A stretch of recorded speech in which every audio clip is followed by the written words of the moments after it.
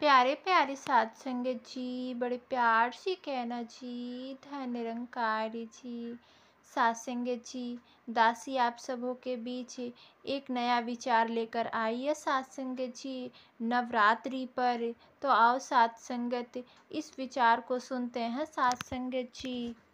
साध संगत, ये कहानी जो काल के गर्भ में छिपी थी, जो सत्य और न्याय की अमर गाथा है, यह कहानी नवरात्रि की है, माँ दुर्गा की है, उस महाशक्ति की है जिसने अंधकार को प्रकाश से परास्त किया।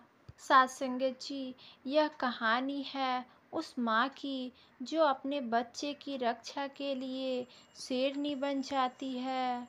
साध संगत जी, आप सभी का हार्दिक स्वागत है इस नवरात्रि के विचार पर। साध संगत जी, आज हम इस टॉपिक पर भी बात करेंगे कि क्या हम निरंकारी संत महात्मा दुर्गा माता का दर्शन कर सकते हैं?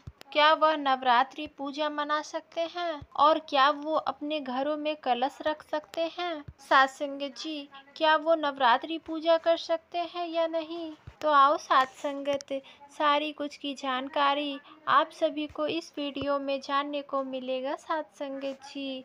साध संगत जी, आप सभी हमारे चैनल पर इसी तरह से बने रहे और साथ ही में चैनल को सब्सक्राइब और बेल आइकन को ज़रूर दबाएं और वीडियो को ज़रूर से ज़रूर शेयर करें और कमेंट बॉक्स में भी धन निरंकार जी ज़रूर लिखें साध संगत जी। साध संगत जी, आप सभी इस वीडियो में बने रहे और साध संगत जी, दासी से अगर कोई गलती हो तो बोलने में दासी को क्षमा कर दीजिएगा। साध संगत जी, सबसे पहले दासी आप सभी संत महात्माओं को बताना चाहेगी कि चाहे नवरात्रि पूजा हो, होली, दिवाली, दशहरा, कुछ भी हो, चाहे छठ हो या साध संगत दिवाली हो, सबसे पहले आप सभी संत महात्मा ये जान लीजिए कि हमारा जो ये निरंकारी मिशन है, जो हमारा सतगुरु माता सुदीक्षा जी है अभी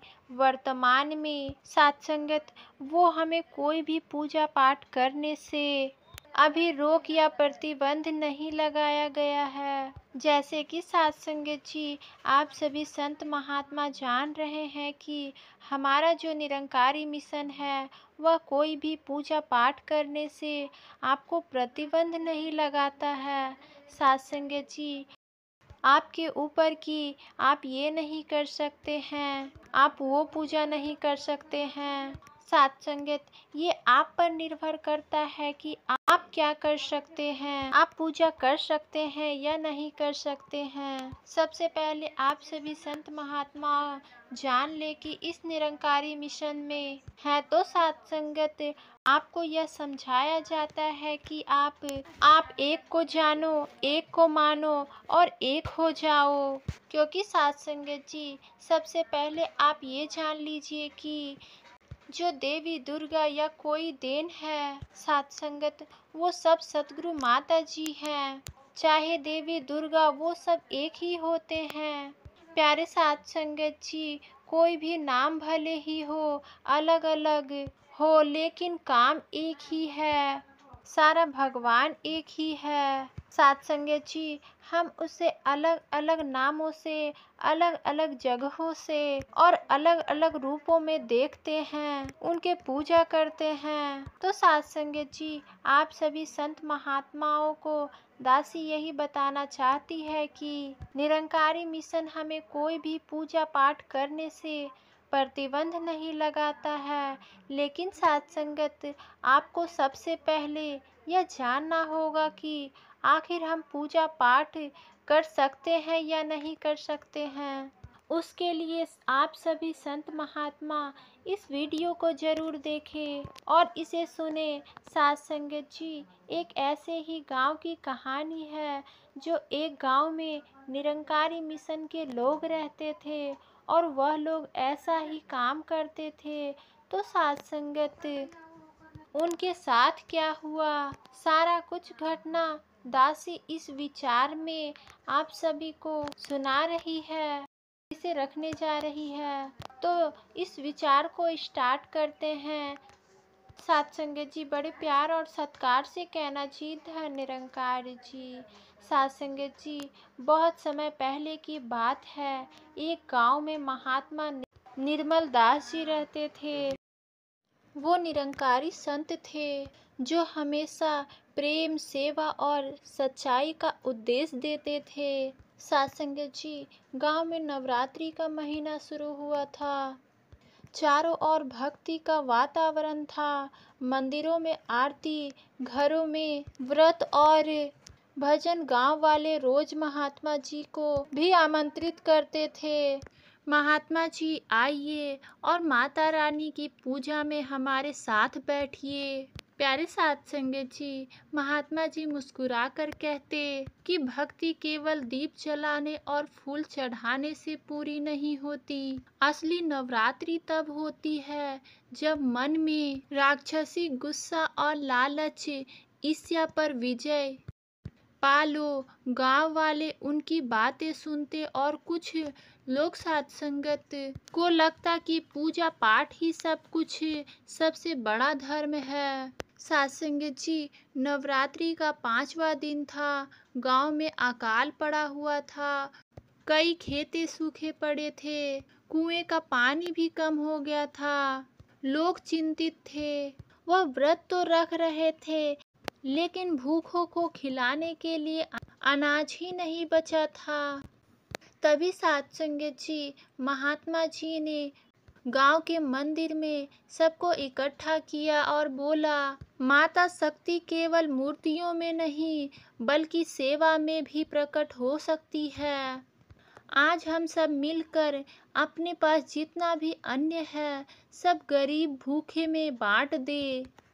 साथ संगत, ये बात सुनकर गांव वालों ने सोचा कि अन्न तो बहुत कम है, बांटेंगे तो सबको कैसे मिलेगा। लेकिन साथ संगत जी, महात्मा जी ने श्रद्धा से माता रानी के चरणों में एक थाली रखा और प्रार्थना किया कि हे माँ, अन्न तो थोड़ा है पर आपकी कृपा से सबका पेट भर जाएगा।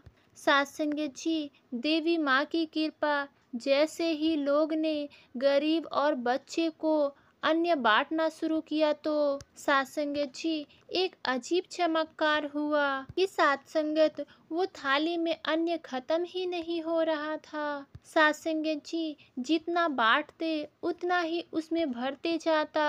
गांव के हर घर का चूल्हा जल उठा और भूखे बच्चे ने भरपेट भोजन किया। साथ संगत जी, गांव वाला हैरान रह गया और बोला, यह माता रानी की कृपा है या कोई चमत्कार है। हमारे गांव में कभी ऐसा नहीं देखा। साथ संगत जी, महात्मा जी ने मुस्कुराया और कहा, माँ शक्ति वही प्रकट होती है जो जहाँ प्रेम और सेवा होती है। यह नवरात्रि का असली संदेश है। साथ संगत जी, उस गांव में बदल गया जीवन। उस दिन से साथ संगत, गांव की सोच ही बदल गई और साथ संगत और लोगों ने समझ लिया कि नवरात्रि का मतलब सिर्फ व्रत और पूजा नहीं बल्कि सेवा करना, जरूरतमंद की मदद करना और साथ संगत और अपने अंदर की बुराइयों को हराना। साथ संगत जी, नवरात्रि के अंतिम दिन कन्या पूजा हुआ। महात्मा ने छोटी कन्याओं के चरण धोए और उनके पाँवों में अचानक चमक उठी। साथ संगत, अचानक मानो माता रानी स्वयं आशीर्वाद दे रही हो। साथ संगत जी, गांव वाले भावुक होकर रो पड़े और बोले, आज हमने सच्चे अर्थ में नवरात्रि मनाई है। तब से साथ संगत जी, उस गांव में नवरात्रि केवल मंदिरों तक सीमित नहीं रहती। भोजन वितरण, गरीबों की मदद, साफ सफाई अभियान और सत्संग करना, ये सब मिलकर साथ संगत, ये सभी नवरात्रि का हिस्सा बन गया। साथ संगत जी, गांव में यह विश्वास गहरा हो गया कि जहाँ सेवा है वही माता रानी की असली उपासना है।